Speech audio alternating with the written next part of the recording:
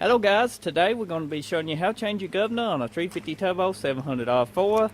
Pretty much same all the way around and pretty much simple. We're going to be showing you how to do it inside the car. We're going to be doing it on this 4th gen Camaro. We're going to be doing it on this 4th gen Trans Am. The Sinister Trans Am, you can check the playlist out on this car, the build and stuff. It's been going pretty good. So let's get started. It's muddy here, but we got it up on jack stands. As you can see, you can use a jack. We prefer, well, these little jack stand type lamps. That's what we're using. We are going to go underneath the car. We got concrete here. We're going to go underneath the car, show you exactly where the governor is located and what you need to do. Okay, what we're doing here is taking the crossmember bolts out. There's 4 bolts, 2 on each side, and we have got a jack sitting under it. As you can see, we're going to ease the jack down just enough so we can get to that governor better, because it's a pain in the ass if you don't drop the crossmember just a tad.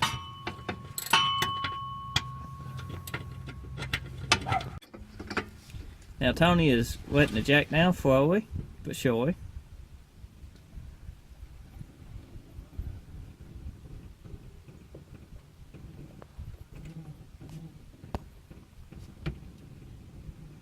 Keep a drop now, Tony.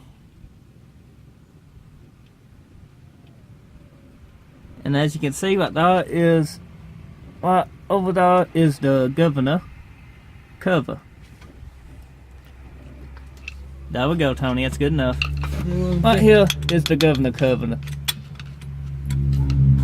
Okay, you should be able to pry it off. This cover has got silicone on it, but other than that, it don't fit in tight. We was driving it and pretty much flew off, so hopefully we didn't damage the transmission. But I'm going to change this cover before I test drive the car. As you can see, they don't supposed to come off this easy. Here you go, Tony. There you go. We let Tony finish taking it out.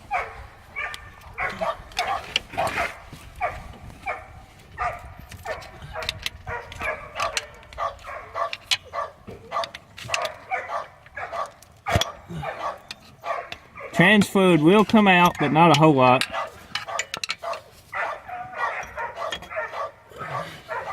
There we go. That's an old cover. Now take the governor out. Tony will show you how to remove the governor.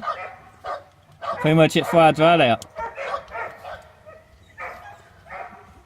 And lift those in the way. Just like so. There's your governor. Then you can take it out and inspect it. Okay guys, we are changing governors because this is one that I had in the transmission. It's for more of a mid-size truck. As you can see, the weight's right here is heavier. Now this is one we're running in a dump track car, and we pretty much have a lot of weights put on here and stuff. So I'm going to put this in the Trans Am, and hopefully it'll be a whole lot better governor for it. It will make it shift at a higher point. So that'd be the best way to do. We ain't going to use this one. We're going to take and try this one. If we don't like it, we can always go back to this, and it's pretty simple. Okay, the governor goes in back in the same way it came out. You have to twist it because it's got grooves that goes on, because it spins. But Tony had to find a little cable to ease his in now. It's in. Is it in? Yeah, I hope so. Don't hope. It is. She just twisted right in. Good to go? Yeah, it ain't twisting no more, honey. Okay. Should back it back out. Okay, well, it's in. And it's set just like that. Next, you can take and spray some coil cleaner and wipe off where the old silicone used to be if yours had silicone. And clean that up good, because if you got transmission fluid, silicone won't hardly stick to it. What's going on about Tony about the transmission? I hope we don't have to take this damn thing back out. Well, I might have bunged it up, but we're waiting to see, because the governor flew out on us and stranded me. James. What you want to do is take you some silicone. This one's got a 350 turbo gasket on it. They good to use on the 700 R4s. They pretty good. I like them. Now, they tap in, but some of them's got a place for a clip up in there, and I don't know if mine's got a place for a clip or not. No. Maybe this ain't got a place for a clip. No, mine don't use a clip. So, that's the reason you use extra silicone and make sure they fit in snug. Because that one that come off of it did not fit in snug. This one fits in good and snug. Then you gotta beat it down. Yep, Tony just got to tap it on. Might need a rubber hammer, Tony. You're gonna need a rubber hammer. Okay, next step is jack your jack back up. The transmission shouldn't move, and your bolt hose should be lined up, and you can put your crossmember bolts back in it. So we let Tony put the transmission back in place, won't we, Tony? Mm-hmm.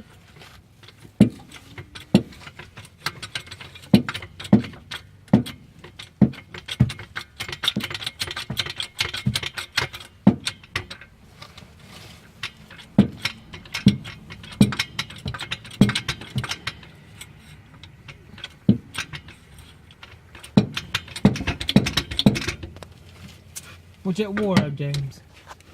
Oh, go ahead.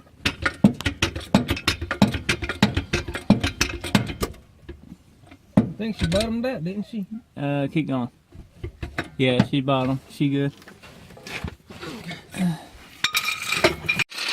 Now, once you get that, you want to come over to your car, pull your transmission dipstick out, check your fluid level, make sure it's touching the dipstick, stop the car, let it warm up, and then check it when it's hot. So we're going to go ahead and start this car. We done checked the dipstick, it was touching it. We didn't really lose much changing it. So hopefully we did no damage to this transmission when it flung out on the side of the highway.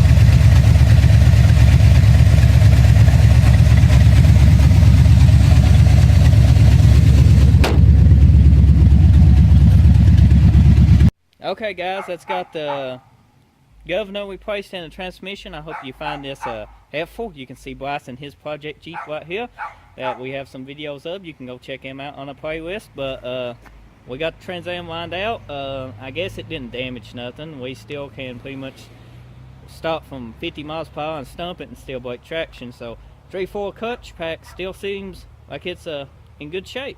And first and second, they in dandy shape, and transmission acts like it should. Now it does shift at a higher point than normal. That's because we changed the governor out. That's great, and it seems like a great, you know, in between where I wanted it. It's a little bit more than I wanted, but I live with it now. I get me a governor kit in the next coming videos, and we'll probably land with some weights and stuff on this car, try to get the shift points exactly where we want them. But right now, they pretty awesome. And I hope you enjoyed this video. And check my channel out. I hope you subscribe. And until the next video, I'll see you then. Take care and bye-bye now.